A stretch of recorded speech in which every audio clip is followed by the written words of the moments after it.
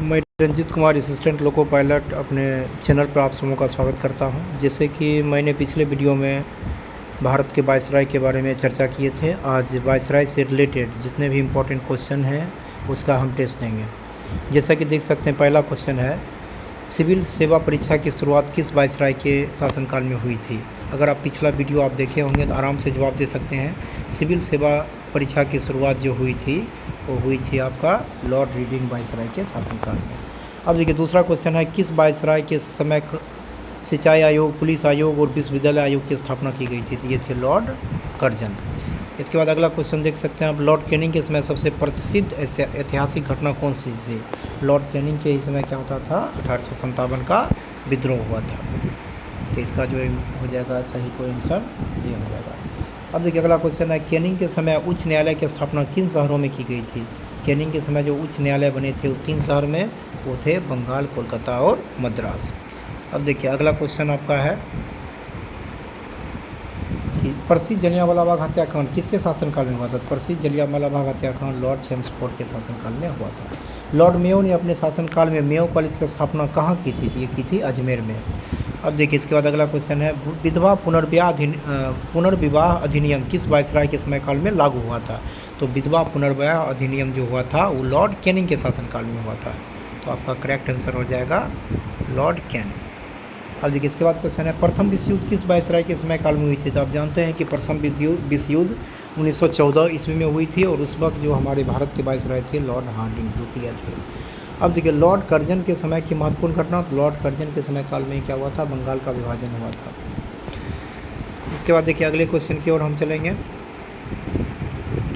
कि प्राचीन स्मारकों की सुरक्षा और मरम्मत के लिए भारतीय पुरातत्व विभाग की स्थापना किसने की थी? ये की थी लॉर्ड कर्जन ने।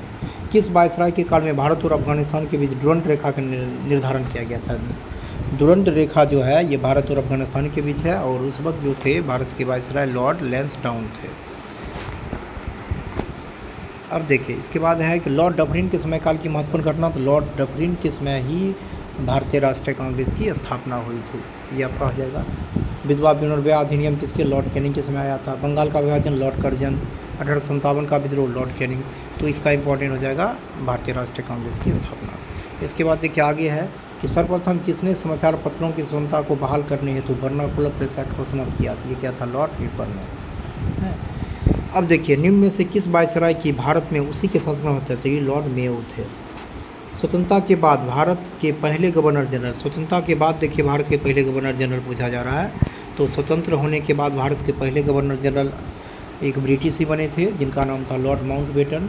लेकिन अगर पूछा जाए भारत के अंतिम गवर्नर जनरल, तो भारत के अंतिम गवर्नर जनरल लॉर्ड माउंटबेटन के बाद राजगोपालाचारी बने थे और ये आखिरी गवर्नर जनरल थे।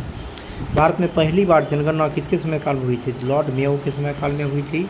लेकिन नियमित रूप से जनगणना जो हुए थे वो लॉर्ड रिपन के शासनकाल में हुई थी। नियमित रूप से जनगणना की शुरुआत किसके काल में हुई थी? तो ये थे लॉर्ड रिपन हो जाएगा आपका आंसर, करेक्ट आंसर। इसके बाद देखिए, गांधी जी का सविनय अवज्ञा आंदोलन जो है किस वायसराय के काल में हुए थे? गांधी जी का जो सविनय अवज्ञा आंदोलन था ये लॉर्ड इरविन के शासनकाल में हुआ था। किसके शासनकाल में? लॉर्ड इरविन के शासनकाल में। अगर आप पिछले वीडियो हमारा शॉर्ट नोट्स देखे होंगे तो आराम से सारे क्वेश्चन का जवाब दे सकते हैं और ये सभी क्वेश्चन अलग अलग एग्ज़ामों में पूछे गए हैं। अगर आपको वीडियो अच्छा लगा हो तो लाइक, शेयर और चैनल को सब्सक्राइब करें। धन्यवाद।